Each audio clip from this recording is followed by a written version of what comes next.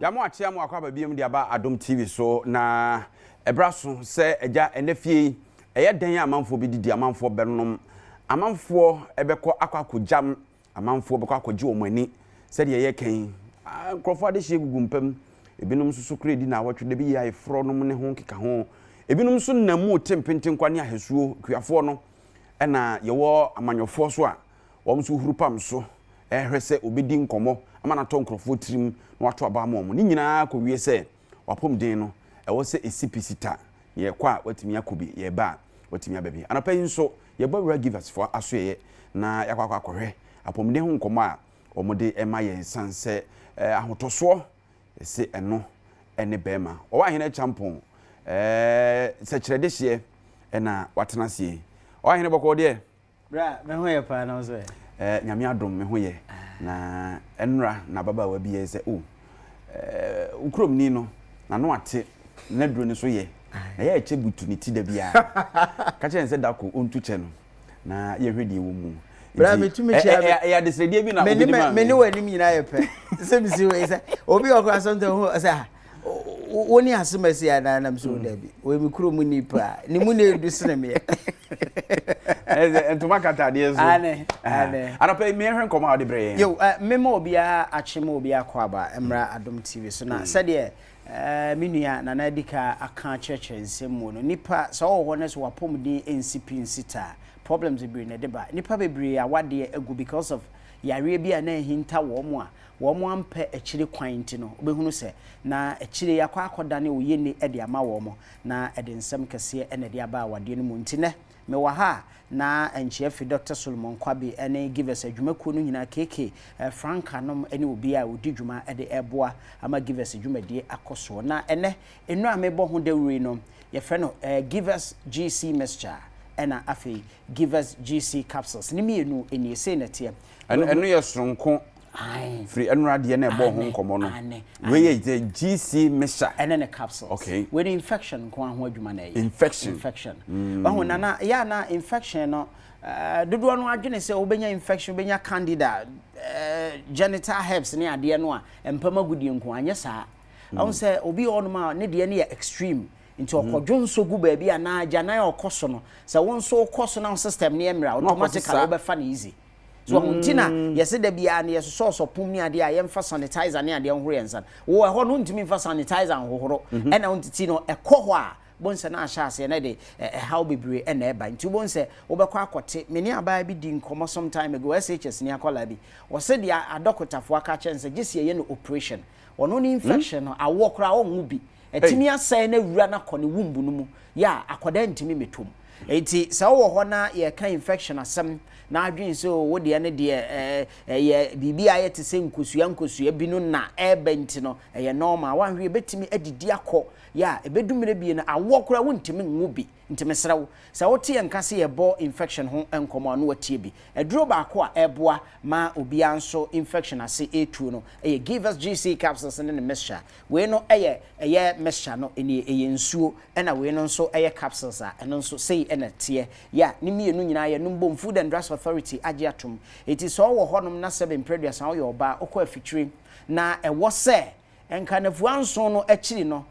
senti bia ya na 7 preduas moja no eba ninti ya na ewo ho no enka wo wie ya acha nafua ba mienu beka ho wo se ekọ wo de ende eda ho te ho eye problem infection no sha ase asa na ma we na edeba it is a 7 preduas na wankasa na wo tenka bi ewo ho na eboro so na eche so a kope give us GC capsules na tonom na eye infection no nyina da into inferior me se edure eye mienu eye ntafo give us GC capsules ene ne mixture wo duru drugstore ne pharmacy shop bia also pe give us eduro no a etu infection ase no sabe preduas adumre bia wankasa no oba wo yi udwopo no ede to no ma center ya na ewom no enye nika me de minya ya da bia meka se enka wo kwa adwuma ba jonso ahodo ne sebe niema obeye ni mfifiri nti no enka abeduru fia wo dwopo na na so amonsen no o pant no ma meka ne sa na te ase yi wo yi ana enka wahwie mahwe se funny scent bi ewo mu a no wa hyase enom ye give us a drebi sanse beboa na asiesio wan hwe ye bedumre bi no sade sebe mpreduasa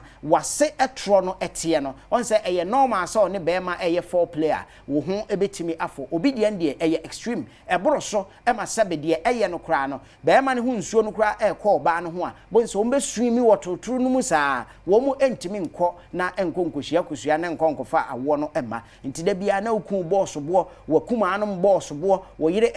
chese efie enye enika mesrewa kope give us GC capsules na mescha ne bitonom sei ena aduro no etie sade ya twere ho no nom ne saa pepepe na ebetimi aboa wo wudi drugstore ho no ma na pharmacy shop ne chemical shop ho a na wafrey 0543 222470 0543 emema no nso muntie edumre bi a obema no ho etimi bubu mpomponya ayete sade ensuohie bi na ahwie gu obema no eho no na ho ni nyina ahonho no ensan bi etimi gugu ho edumre bi a ho bekeka wo saa sabe oto ho wotena sekora asensanso no bi ewe obema nchen ho no ba bi awuyi ye wo ha ne wo he mu no ensan etimi gu wo no mo ama udwia wonsa hwe obotom na wudwi niema eye infection no na eda no ho adi akere wo wanwe betimi ahawa na the problem so abrew wo be ma no krampo sabe mpreduas nsuo bitimi firi mu ba na ayete se milk asai no etimi tare wo support na no emebinum kra waya wom de be kire no na sabe awaya tare be ma no efiri be ma na no atare no support no emu se wanhwe akire kwan entem a wo be ma no ebetimi awu na akofa asenkese edi abrew wo be ma no gusua na eye ketoa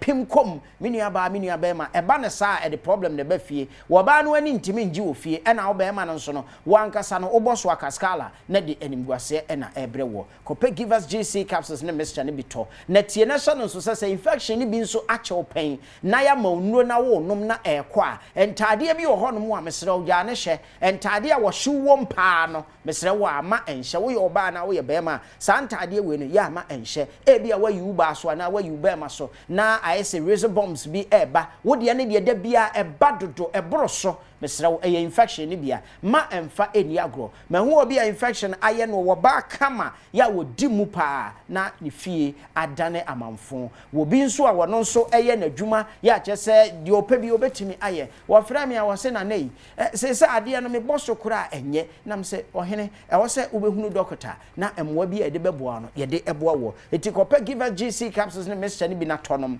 ebeboa na asiesio wakosu akuma no enkan wo mu no ebefiri ho edumre bi a wodo nsa efa emfimfini ho a abusuafo yi eye yade ntianka ne ensusu na amanfo enhunu yade koro ne edure betimi asa bibia etese kosua nketenkete no eye nyan pa mesrew se wo wasa problem ne bia kope give us GC capsules ne mescha na tonom na emwo nsiesio we no mescha we no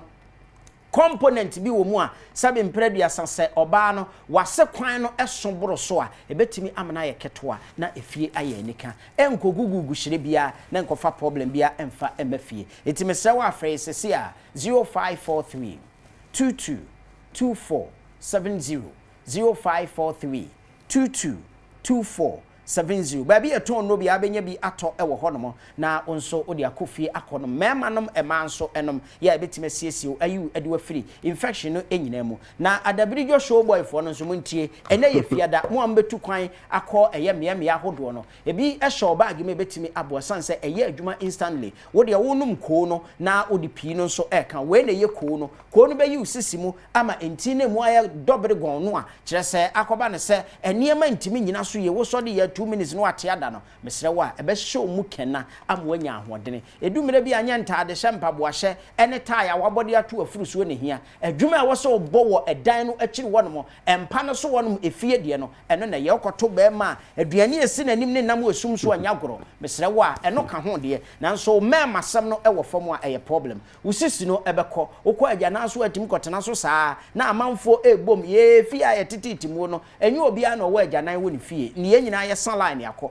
wonso akwaje so aboso abusua kope give us cool capsules ni bi na tonom na wonom no nso no na we nso ene makiri eye adwuma enti ko no ehuru ntin no mu eyi amaman ene flames ahodo a aye excess wo nipadua no emuo no ye nyina enim se amaman no eno ne boy lungs eho ban na nso de ne ye excess ya wankasa ne dumire bi kura wokasa na utirimu bon ya ye se wutirimu ayekuro etire no eye echim ne wo mu o enti enhoma nkete bi na atotoa it is a musisi a ni nyina ya problems nnuane awodu a ye di enda yes no na de we nyina da eba kope givers co capsules na tonom na fa p capsules no eka ho p no be na machire aye mensem ama enti no ahode abam edumre bi a wani obeposa ne saa na ode aba ewurawura wasum na ade minimu kun